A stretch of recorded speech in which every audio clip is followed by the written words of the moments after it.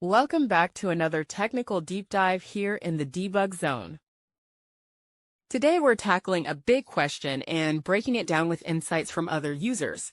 Hopefully this clears up some misconceptions and helps you get the answer you need. So buckle up, stay a little curious, and let's jump right in.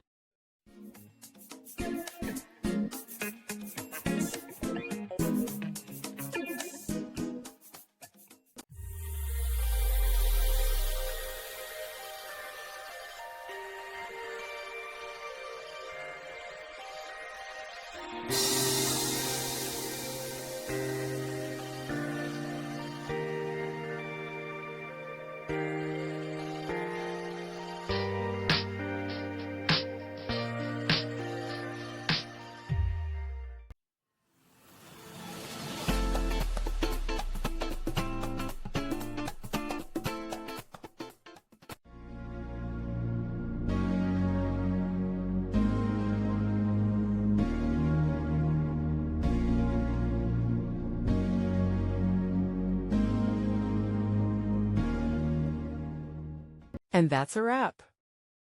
I hope you found the answer you were looking for. If you did, take a second to hit that subscribe button. It really helps out.